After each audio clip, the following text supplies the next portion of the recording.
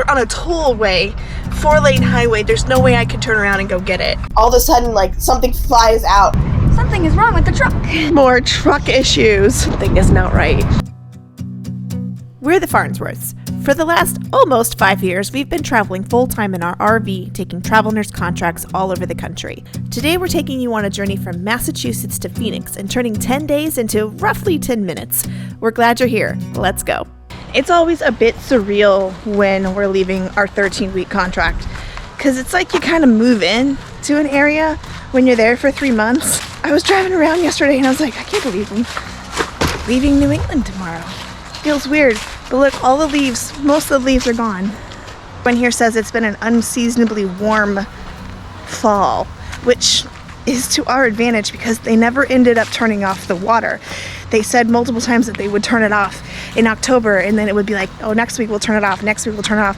And the weather kept staying mild, so here we are, November 5th, and they're not turning the water off until like 2 days from now.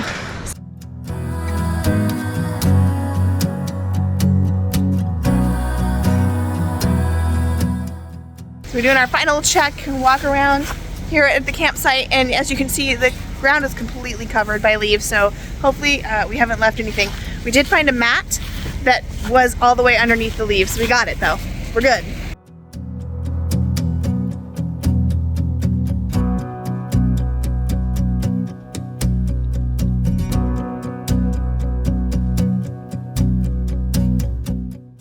And we're off!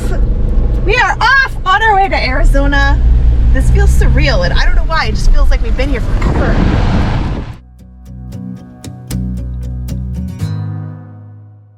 Our 10-day trip was packed with stops, and the first was a visit to John's childhood best friend on our way out.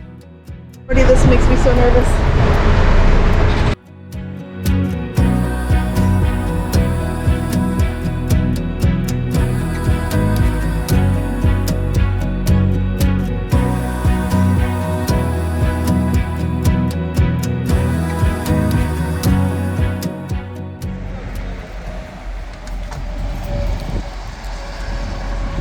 Morning. Hi. Good morning. These two bright and bushy tails. Let's talk about last night's adventure. Well, last night was super fun because I did get to go and visit my best friend from like childhood, and super fun to hang out and see them again. Slightly north of New York City, in a town where it's just surrounded by all the New York parkways. I need to get an RV GPS. I just need to do it. I missed my turn, and there was nowhere to turn around, and so I had to get on the truck app real fast and route me back, and it was 14 miles of a circle to get around through the craziest small New York streets. It was supposedly a truck route. We did see like a couple other bigger trucks on it, but like people park in the streets and you have to go halfway into the other lane, and they would go through these towns. The stress of leaving there was wild. I don't regret it. I would still do it again. So amped up, my jaw and neck were like, just driving like this down the street, and because you couldn't see if there were bridges either. And we went up under a couple. I think I tapped some power lines, a few communication when line, it was whatever. still light outside. I definitely think you brushed a power line. Yeah. I was like about to throw up behind you. It was pretty fun. After we made this big loop, we were driving pitch black, and we finally got on a highway. It was like a little 2-lane highway, but it was a highway, and all of a sudden, like, something flies out and something else flies out, and I'm like, right as I'm getting to it, I realize it's a helmet. That looks like Chloe's helmet, and I just like roll right over it, pulled over the best we could, which was really difficult to do on that road. And sure enough, like one of the latches had broken or fallen, like shaken apart, and the back basement door was kind of like flopping open and closed. And we're not really sure exactly how much we've lost. At least 2 helmets.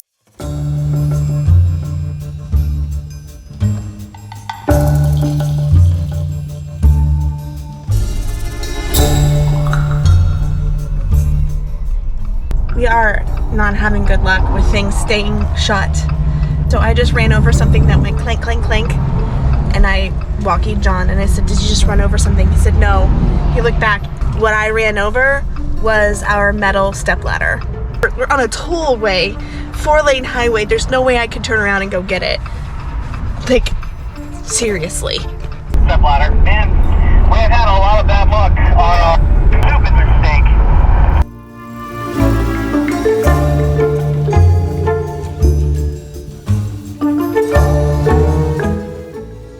Okay, we're sitting outside of Blue Beacon as we get ready to roll into Elkhart, Indiana to go visit Morride again. And yeah, we're just hanging out. We got some Arby's.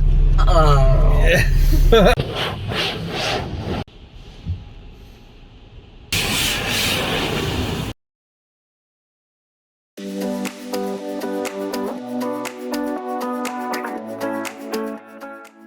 All right, it's 7 a.m. sharp at Morride. I will say they had a nice spot for us to park in.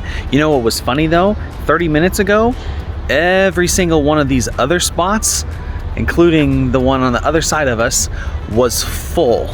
These guys get to work quick.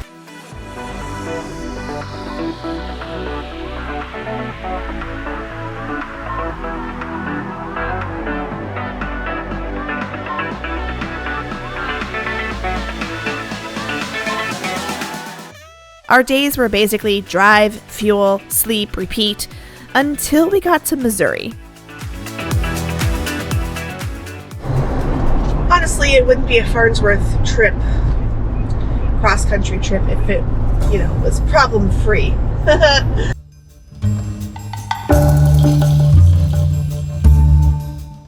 Okay, so we're gonna stop by a dealership, because something isn't out right.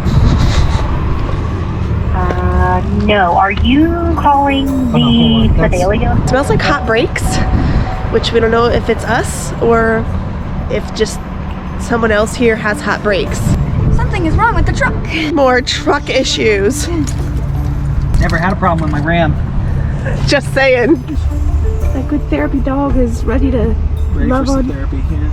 She's at the ready. I hate cars so much. Aki, my name is John. I got a tough spot I'm in. I'm hoping you guys can help me. I'm doing good most of the way. I got the emissions warning, a while ago, and I get this on occasion.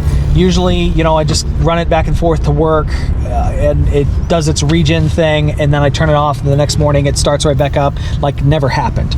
This time though, it's actually going all the way through the limp mode thing. I've been limited to 65 miles per hour. I got 14 miles before it limits me to 55.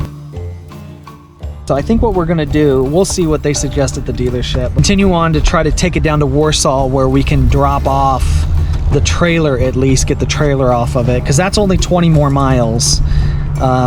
And that's where we had planned to stay tonight. And that's where we had planned to stay tonight and probably tomorrow night and maybe a few more nights. We'll have to see what happens. And then I can get the truck back. If I have enough range, hopefully it gives me like a 60-mile range because I can play with that. If it's like a 15-mile range, then we're going to be in trouble. We're going to probably have to tow it, but we'll see what happens. No tow. Let's go. We might be testing out our insurance today.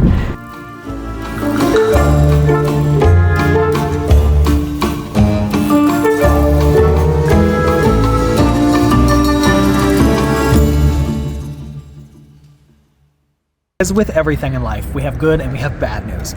The good news is that what's wrong with it seems to be the temp sensor in the DEF tank. And this is kind of a known problem for the Allison and with the emission system. Fortunately, the good news is that it's still covered under the powertrain warranty for us all the way up into January.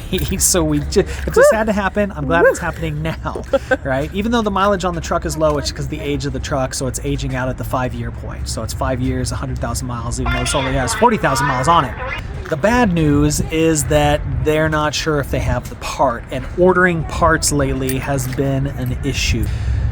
We're just gonna have to play it by ear. So we're gonna go inside the dealership and help ourselves to cookies and popcorn and drinks and wait to see if they have the part or not. We made it to the RV park that we had reserved, and the next morning, John and I took the truck back to the dealership. Wouldn't you know, the sensor had reset overnight and the truck was no longer in limp mode. So here we are, it's the next morning, and exactly like I thought it was gonna happen, the truck had opportunity to cool down, and I turned it on. The check engine light is still on, but all the emission stuff was gone. So I drove up here, at 65, 70 miles an hour the whole way, no problems, didn't notice any power differences or anything like that. The check engine light is still on, so it's still throwing the code, and we're just dropping it off now, and we're gonna go get some coffee. Yeah. But the guy says that the part should be here. He got confirmation it was on the shipping truck, so it should be here today. So hopefully he'll call us and Yeah. it'll be done. This is really best case scenario for us because it's not affecting the engine. It's Yeah. just a sensor, and although it did kick us into limp mode, it didn't do anything to the engine at all, and we're gonna get it fixed. We made it to Kansas City, where we stayed on my parents' new backyard driveway built just for RVs. We briefly made the visiting rounds and turned the cameras off while we took in family time. It's snowing! The irony is that we were so nervous to run into snow in the Northeast, but instead we hit it in Texas. Welcome to Oklahoma. Right, we're dropping into Texas now. It is still snowing. It is still stuck to the road.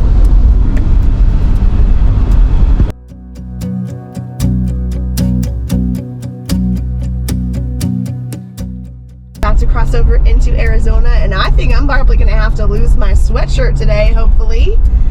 Unfortunately, we have a little miss back here who is not feeling well at all. She's got a fever. I think we have a little bit of a cold going on. We finally made it. Unfortunately, since the moment we've arrived back in Phoenix, we've had one blow after another. Welcome home. Among them, taking our rig in for work and not having any idea when we'll get it back. We'll be taking a short break from our long content until January. In the meantime, we're uploading shorts of all kinds. If you've only seen our longer videos, you might not be accustomed to our crazy funny side. We hope you enjoy our mix of creativity. But if you happen to not love shorts, please feel free to scroll and make sure you come back in January as we head back on the road in our hopefully fixed rig. Thanks for watching, and happy holidays from the Farnsworths. We'll see you out there!